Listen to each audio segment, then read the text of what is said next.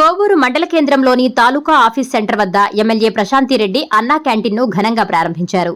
ఈ సందర్భంగా అక్కడ బస చేసిన రోజువారీ కూలీలతో ఆమె ముచ్చటించి వారి యోగక్షేమాలను అడిగి తెలుసుకున్నారు. అనంతరం ఆమె మాట్లాడుతూ, గత ప్రభుత్వ హయాంలో పేదలకు ఎంతో ఆసరాగా ఉన్న అన్నా క్యాంటీన్లను దురదృష్టవశాత్తు మూసేశారని, అయితే కూటమి ప్రభుత్వం అధికారంలోకి వచ్చిన తర్వాత ముఖ్యమంత్రి చంద్రబాబు నాయుడు చొరవతో రాష్ట్ర వ్యాప్తంగా 207 క్యాంటీన్లను పునఃప్రారంభించామని తెలిపారు. ప్రస్తుతం ప్రతిరోజు సుమారు 2,10,000 మంది పేదలకు ఈ క్యాంటీన్ల ద్వారా ఉదయం అల్పాహారం, మధ్యాహ్నం మరియు రాత్రి భోజనం చేస్తున్నారని వివరించారు. కోవూరు పరిసర ప్రాంతాల నుండి కూలీ పనికి, హాస్పిటల్స్ కి, ప్రభుత్వ కార్యాలయాల పనుల నిమిత్తం వచ్చే సామాన్య ప్రజలు హోటళ్లలో అధిక ధరలు వెచ్చించకుండా కేవలం 5 రూపాయలకే ఇక్కడ రుచికరమైన, నాణ్యమైన భోజనం పొందొచ్చని ఆమె పేర్కొన్నారు. తనపై నమ్మకంతో అత్యున్నతమైన పోలిట్ బ్యూరో మెంబర్గా నియమించినందుకు ముఖ్యమంత్రి చంద్రబాబు నాయుడికి, మంత్రి లోకేష్ కు ధన్యవాదాలు తెలియజేస్తూ వారి అడుగుజాడల్లో నడుస్తూ ప్రజలకు, కార్యకర్తలకు ఎల్లవేళలా అండగా ఉంటానని ఆమె ఈ సందర్భంగా హామీ ఇచ్చారు. కలల ప్రాజెక్ట్ ఇది. కూడు, గుడ్డ, నీడ అనే 3 నినాదాలతో ప్రజలే దేవుళ్ళు, సమాజమే దేవాలయము అనే నినాదంతో పుట్టినటువంటి పార్టీ ఇది.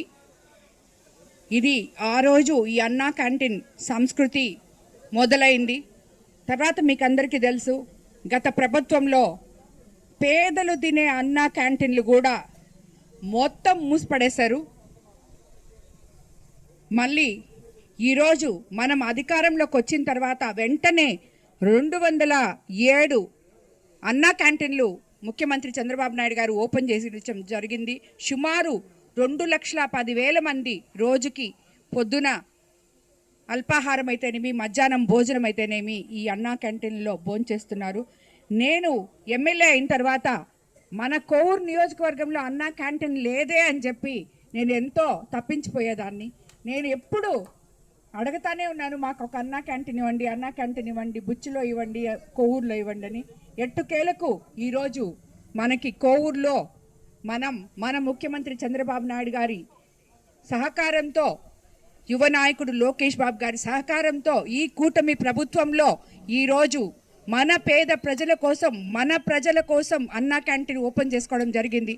అక్కడ 5 రూపాయలకి వాళ్ళు ప్లేట్ నిండా భోజనం పెట్టుకొని ఈ భోజనం ఎంతో బాగుంది అని 3 కూరలతో, మజ్జిగతో, స్వీట్తో, అన్నంతో వాళ్ళందరూ వేడివేడిగా పొద్దుననంగా, అంటే ఈ కోవూరు కాన్స్టిట్యున్సీకి చుట్టుపక్కల ఎన్నో ఊర్లు ఉన్నాయి, అన్ని మండలాలు ఉన్నాయి.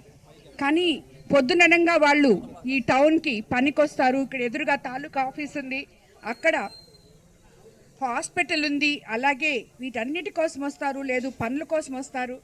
అలాంటి వాళ్ళు మళ్ళీ మధ్యాహ్నం లోపల ఇంటికన్నా వెళ్ళాలి, లేకపోతే 150 అప్పుడే చెప్పారు అక్కడ మహిళలు, అమ్మ 150 రూపాయలు పెట్టినా కూడా ఇలాంటి భోజనం మాకు దొరకదమ్మా.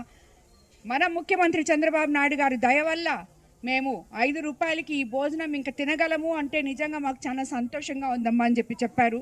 ఇలాంటివి ఎన్నో చేస్తున్నాం మనం. ఒకటేంటి, ఫ్రీ బస్ అయితే ఇప్పుడు ఈరోజు ఈ మహిళకి పని చేసుకోవడానికి గ్రామాల నుంచి వచ్చే మహిళకి ఫ్రీగా బస్సులో కోవూరుకు వస్తుంది. 5 రూపాయలకే మధ్యాహ్నం భోజనం చేస్తుంది, 5 రూపాయలకే టిఫిన్ చేస్తుంది.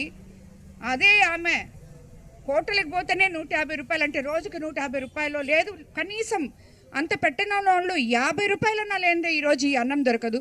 కానీ ఈరోజు 5 రూపాయలకి పంచభక్ష పరిమాణాల లాంటి ఈ అన్నా క్యాంటీన్లో భోజనం మనం ఇవ్వడము అనేది నిజంగా పేద ప్రజలు చేసుకున్న అదృష్టం అని చెప్పి నేను అనుకుంటున్నాను.